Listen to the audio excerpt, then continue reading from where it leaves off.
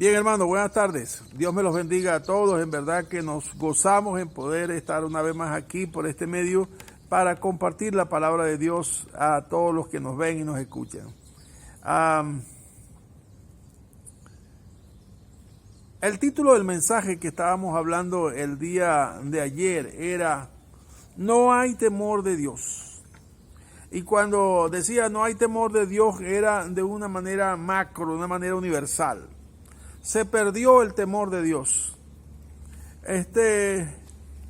Y lo podemos ver, por ejemplo, en las grandes épocas del siglo XVI, del siglo XIX, aquello cuando habían aquellos grandes avivamientos, ¿verdad?, en Estados Unidos, en Europa, y de ahí fueron donde salió el origen de las grandes misiones mundiales, de la expansión del Evangelio. O cuando hubo el libro de los Hechos, cuando usted dice que hubo un gran mover del Espíritu Santo y el Señor hacía milagros y señales, y dice la palabra que sobrevino gran temor y el Evangelio era extendido, se extendía más y más y más.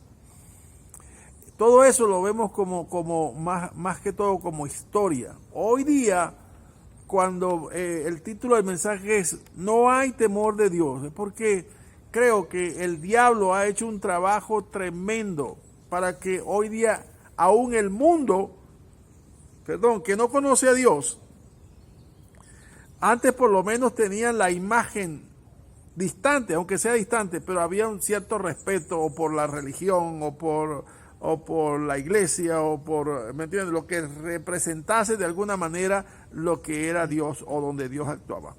Pero hoy día ya eso no es una realidad. Se ha perdido el temor de Dios en el mundo, sí. Es más, no hay temor de Dios en el mundo. La Biblia es claro y dice el apóstol Pablo en Romanos Romanos 3:17 dice: "Y no conocieron camino de paz, y no hay temor de Dios delante de sus ojos". O sea, para nosotros eso pues no debe ser algo que nos alarme, porque nunca ha habido ese temor de Dios. Pero entonces, ahora yéndonos a un punto más neurálgico, es el caso de la iglesia. En la iglesia ¿se ha perdido el temor de Dios? Es una pregunta interesante, muy quizás pertinente. Óigame bien esto. Ayer relaté un axioma que dice que no hay mayor invitación a delinquir que la impunidad. Cuando le dicen no te va a pasar nada, entonces es la gran invitación, como cuando el diablo le dijo, contradiciendo lo que Dios había dicho: no morirás. Pero Dios había dicho: morirás si tomas de aquel árbol. Y él le dijo: tranquila, no van a morir. Y eso es lo que quizás sedujo a la mujer para poder ver aquel fruto prohibido como árbol codiciable, deseable para alcanzar sabiduría. Y aquello de que bien sabe Dios que el día que comáis del árbol seréis como Dios y serán abiertos vuestros ojos. Entonces, una cantidad de dardos, pero una lluvia de dardos vinieron sobre aquella mente que la cauterizaron para poder tener sensibilidad al temor de Dios y que aquella relación que había con la pareja inicial pues se rompiese. Si partimos de ahí, bueno, de ahí adelante hasta el capítulo 6, donde viene la perversidad del hombre, el juicio de Dios sobre la humanidad, y seguimos en la historia, vamos a ver tiempos donde hay avivamiento, pero tiempos donde son tan oscuros que no se puede ver que haya temor de Dios. Y aquí voy a citarme, antes que hablar de la iglesia, voy a citarme al pueblo de Israel. El pueblo de Israel, igual que la iglesia, es un pueblo escogido por Dios. Un pueblo que Dios no era pueblo y Dios lo hizo pueblo, ¿verdad?, para que anunciase la verdad de Dios, la misericordia y el Dios de amor fuese anunciado. Sabe que una de las cosas que hemos visto tanto en aquella época, desde el momento en Primera de Samuel, donde el pueblo pide que le hagan rey, como las naciones de al lado, ¿no? Que hay tres elementos que se han infiltrado en el pueblo de Dios, oigan bien, el pueblo de Dios, y entiéndame el lenguaje cuando hablo, digo el pueblo de Dios, estoy hablando quizás en la historia referente a Israel, pero de alguna manera reflectiva referente a la iglesia, ¿verdad? La iglesia de hoy. En la antigüedad, Israel, pero en la actualidad es la iglesia de hoy. Y es que el adonismo es la exaltación del yo, es donde el hombre vive para autoexaltarse, ¿me entiendes? Para magnificarse, para mostrarse, para embellecerse, para gloriarse a sí mismo, para envanecerse, dice. Y por eso dice la palabra que su necio corazón se envaneció. Se envaneció porque esta palabra adonismo, se apoderó de ellos. La segunda palabra es el materialismo. Buscaban siempre no lo espiritual, sino lo material. O sea, donde su reino fuese exaltado, donde la ciudad fuese exaltada, pero Dios fue siendo relegado progresivamente. Mire esto, cuando el pueblo de Dios, hablando de Israel, se va alejando de Dios, la calamidad de ese pueblo está a la puerta. ¿Por qué? Óigame bien este otro axioma. Dice aquí, porque la relación de Dios o con Dios nos lleva a un conocimiento de Dios. El conocimiento de Dios nos lleva a un temor de Dios. Claro, ¿se acuerdan en aquel momento cuando Dios en el Sinaí se descendió, verdad? Y decía que la ley decía que nadie traspasase los límites del monte, porque fuese animal o fuese hombre moriría en el acto. Nadie podía tocarse. Imagínense el temor que había en esa circunstancia. Bueno, lo mismo vemos porque había una relación directa entre Dios y el pueblo de Israel a través de Moisés. Estaba desarrollándose esa relación. Ahora, cuando el hombre empieza a mirar a los pueblos de al lado y empieza a distanciarse de Dios, pues el temor va menguando. Y eso pasa, eso es como ayer, hoy y siempre. Eso va a pasar así. El hombre que empieza a distanciarse de Dios, comienzan las tinieblas a cubrirse. Así lo dijo Albert Einstein, ¿verdad? En aquel concepto acerca de la luz o acerca de las tinieblas. Dice, en la medida que el hombre se aleja de la luz, pues las penumbras van cubriendo su vida. Entonces, Dios nos invitó a tener una relación íntima como la del esposo y la esposa, o como la del padre y el hijo. Algo que tuviese intimidad, o sea, que fuese franca, que fuese sincera, que fuese íntima. Esa es la palabra. Cuando eso se pierde, obviamente que lo que está por suceder será evidente.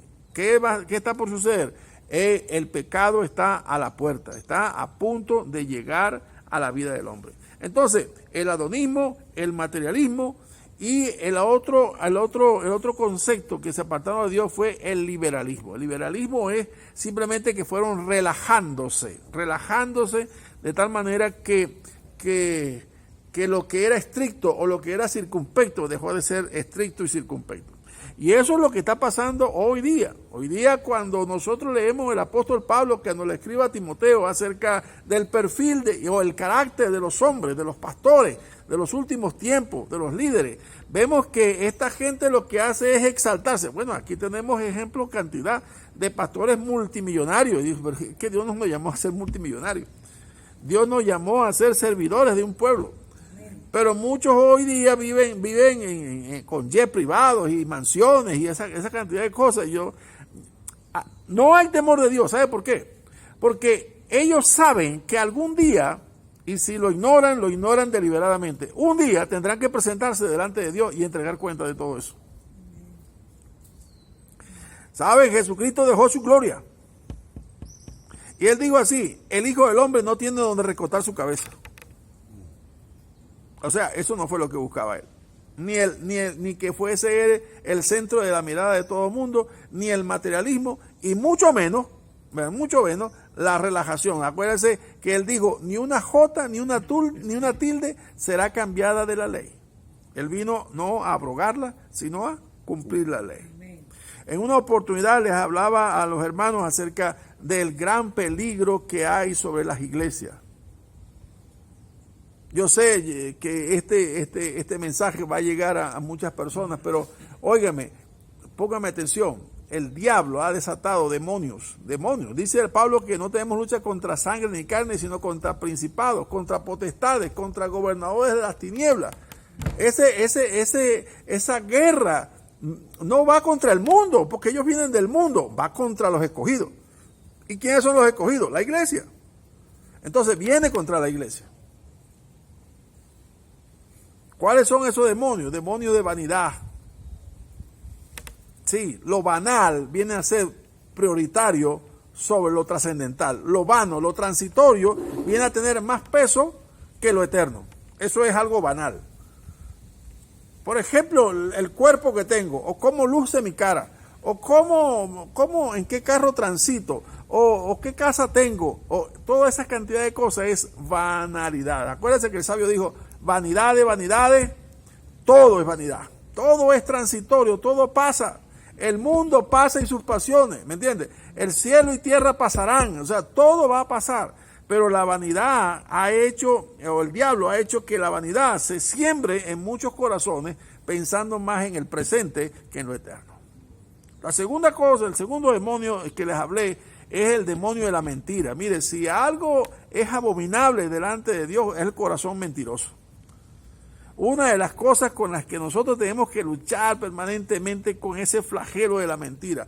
En una oportunidad dije que es como la hiedra, que si usted no lo combate en el principio va a cubrir la pared y le va a destruir la pared, porque no va a haber manera de detenerla en la medida que se vaya propagando. Si no le hacemos frente, entonces la mentira va a ser algo, ¿cómo decir?, que no va a ser aborrecible, sino circunstancialmente o estratégicamente usable.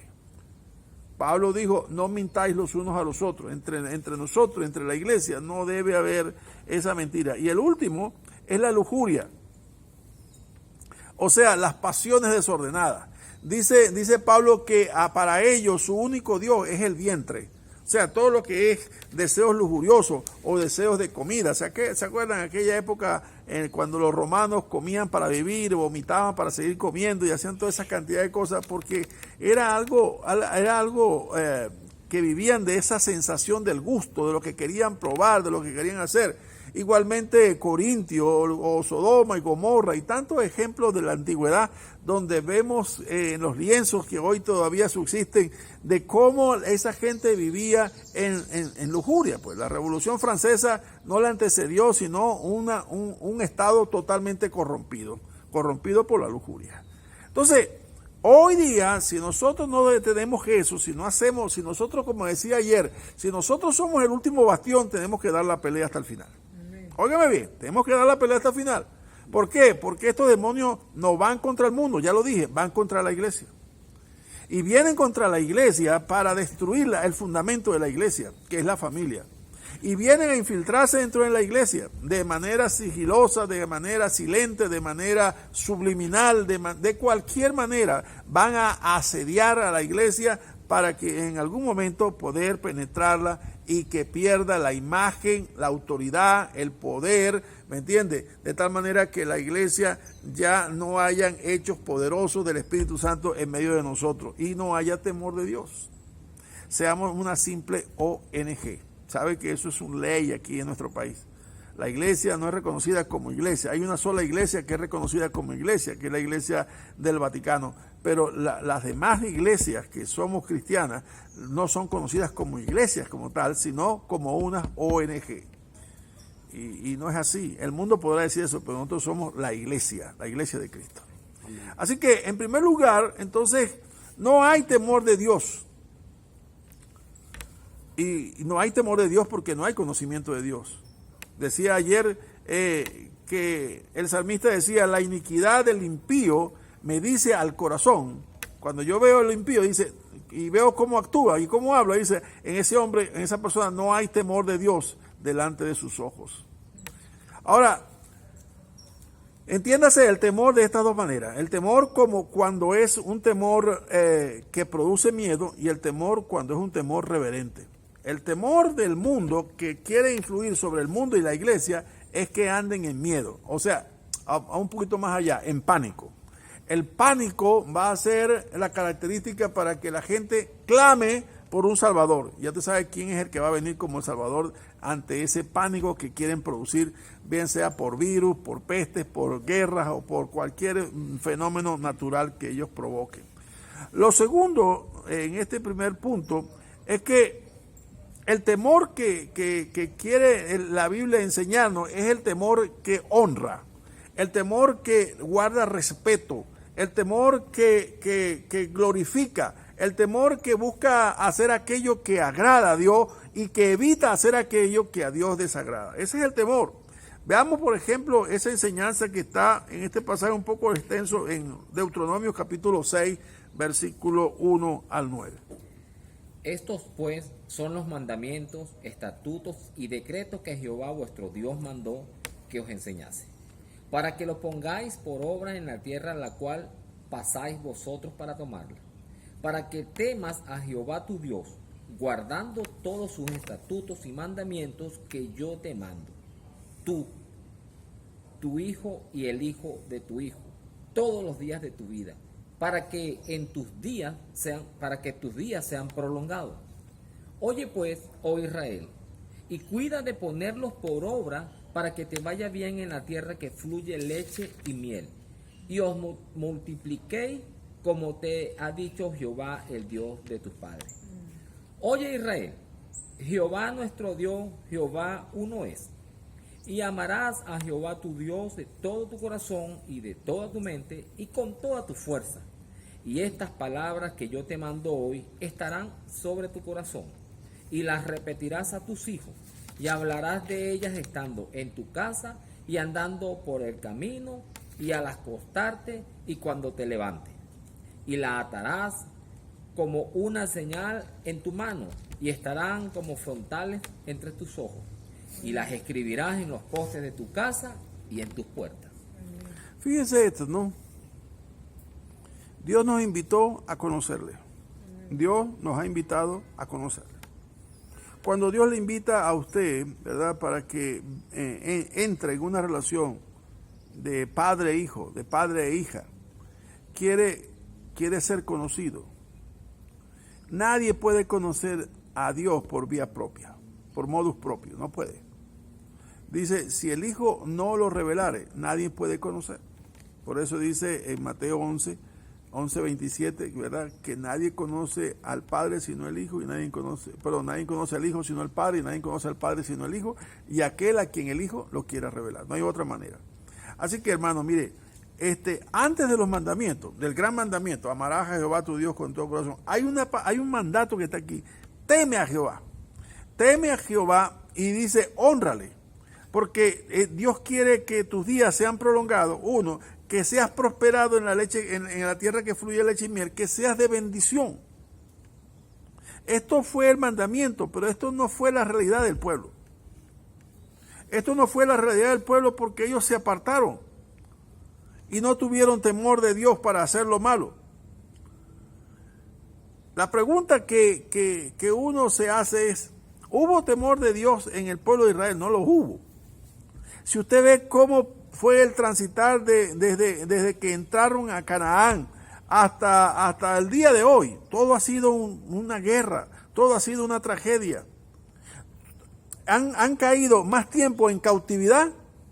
Ningún pueblo, óigame bien, nada más que parta de eso, ningún pueblo en toda la historia de la humanidad ha vivido en una tragedia peor que el pueblo de Israel. No solamente por el genocidio de la Segunda Guerra Mundial. Es que desde el año 70, desde que el Tito lo destruyó el segundo templo, hasta 1948, el pueblo de Israel no tenía tierra. O sea, estoy hablando de casi 1818 siglos, una nación que estaba en la tierra, pero en la tierra sí, pero sin tierra propia, porque habían sido desalojados. Eso es un castigo de Dios.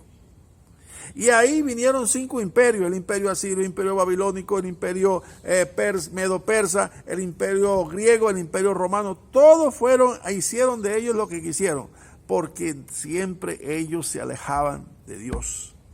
Y al alejarse de Dios se perdió el temor de Dios y caían en abominaciones como los pueblos que no conocían a Dios. En el segundo pasaje voy a citar el caso del temor de Dios en el día de hoy. ¿Existe temor de Dios en el pueblo en el día de hoy? Bueno, yo voy a decir que no. O sea, se ha desdibujado el temor de Dios. Si hubiese temor de Dios en el día de hoy, no habrían tantos divorcios. En medio de la iglesia cristiana no habrían tantos divorcios. En Estados Unidos hay una estadística que dice que el 52% de los divorcios son de gente que profesa ser cristianos protestantes. Los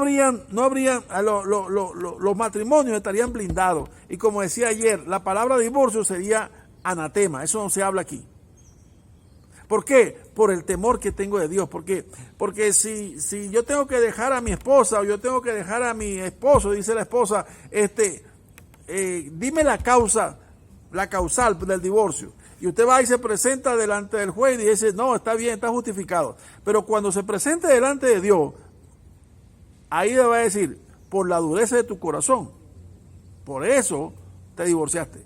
Pero no porque no podías perdonar, porque yo te enseñé a perdonar. No porque no podías amar, porque yo te enseñé a perdonar. Ahora, no tuviste temor de mí a la hora de tomar tal decisión.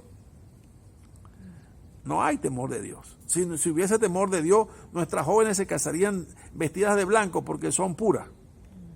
Pero hoy día el mundo ha hecho tanta influencia dentro de la iglesia que ya la pureza de la mujer doncella, de la virgen y del hombre guardarse puro hasta el matrimonio, ya eso es una cuestión utópica. No hay temor de Dios. No hay temor de Dios inclusive para asociarse con la gente impía. No hay temor de Dios para mirar a la joven que no es creyente o al joven que no es creyente. Así como hizo Sansón, tómamela porque me gusta, simplemente porque me gusta. No hay temor de Dios.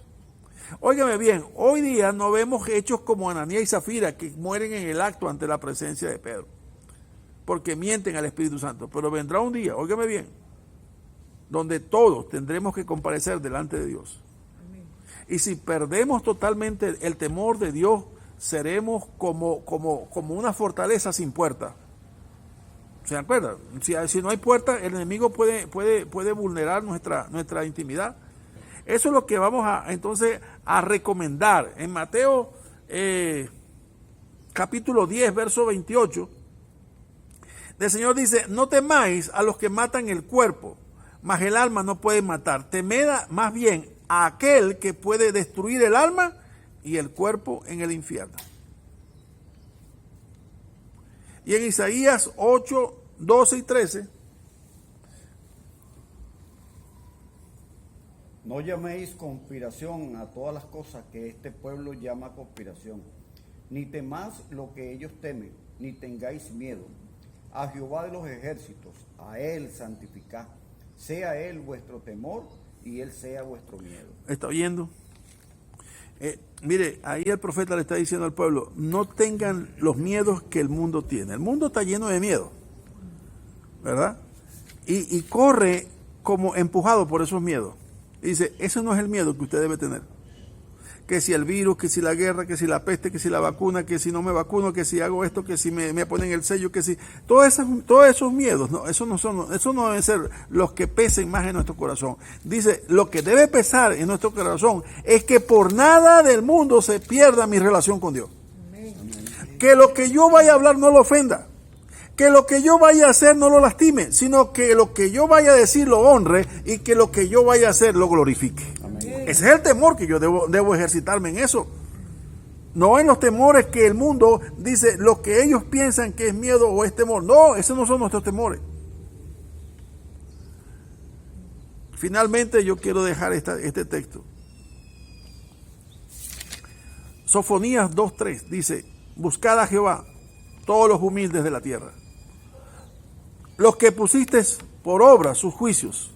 Buscad justicia, buscad mansedumbre, quizás seréis guardados en el día del enojo de Jehová. Viene un día donde los elementos serán destruidos, incendiados. Viene un día donde habrá juicio a las naciones. Y viene un día donde los guardados por Dios alcanzarán misericordia. Amén. ¿Sabe cuál es la expectativa nuestra? Ese día. que seamos hallados en Él fieles y que seamos hallados en Él hombres que tuvieron temor de Dios. Amén. Sea Dios bendiciéndoles en este momento, hermano. Dios les guarde y les bendiga. Amén. Gracias.